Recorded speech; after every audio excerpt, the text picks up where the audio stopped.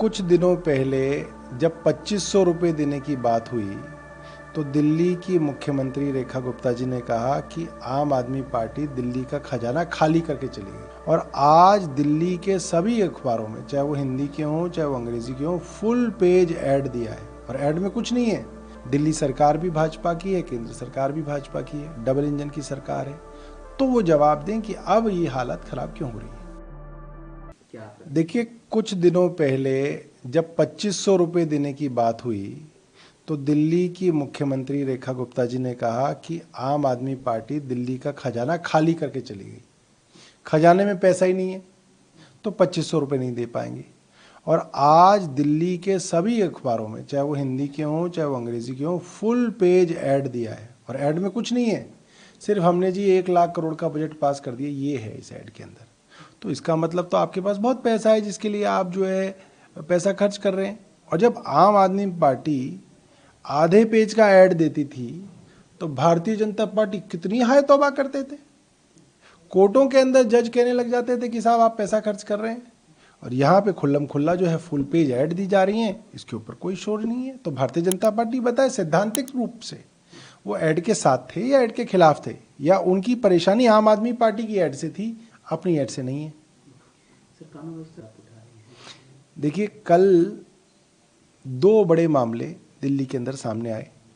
जगतपुरी के अंदर लूटपाट के उद्देश्य से 3 नौजवान लड़के, 22 साल से 28 साल के लड़के, उन्होंने लूटपाट के उद्देश्य से एक कारोबारी की हत्या कर दी। दूसरी जगह एक महिला की हत्या का मामला आया है। तीसरा मामला आनंद विहार के अंदर दूसरी बार फिरौती मांगी गई है। पहले एक और कारोबारी से 4 करोड़ रुपए मांगे गए थे, अब दूसरे कारोबारी से 5 करोड़ रुपए जो है की रंगदारी मांगी जा रही है। तो फिर से जो है वही दिल्ली के अंदर लॉ एंड ऑर्डर जो है बदहाल हो गया है। और अब तो कोई बहाना भी नहीं है। दिल्ली सरकार भी भाजपा की है, केंद्र सरकार भी भाजपा की है, डबल इंजन की सरकार है। तो वो जवाब दें कि अब ये हालत खराब क्यों हो रही है। एक सवाल सर, पंजाब वाला मुद्दा आपने हाल ही में देखा होगा। वहाँ के मुख्यमंत्री भगवंत मान जी कह रहे हैं कि वो मई में किसानों को साथ लेकर खुद दिल्ली जो है वो जाएंगे केंद्र से बातचीत के लिए। क्या कहना है? आम आदमी पार्टी किसानों की लड़ाई में किसानों के साथ खड़ी है। प्रधानमंत्री जी का वादा था कि जितनी उनकी लागत है उससे दुगने दाम जो है किसानों को दिलवाए जाएंगे। और तीसरी बार केंद्र में सरकार बन गई है, मगर वो वादा पूरा नहीं हुआ।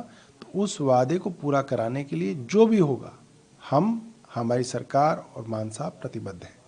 सर, वक्फ को लेकर सवाल है लगातार, क्योंकि विपक्ष उस मामले में केंद्र सरकार पर हमलावर है। संसद में भी हम तमाम चीज़ें देख रहे हैं। इस बीच असुद्दीन ओवैसी भी कह रहे हैं कि चंद्रबाबू नायडू या नीतीश कुमार, चिराग पासवान, जयंत चौधरी, ये अगर इसका विरोध करें तो नहीं होगा, वो पास नहीं हो पाएगा विधेयक, और मुस्लिम समाज कभी माफ नहीं करेगा इन लोगों को।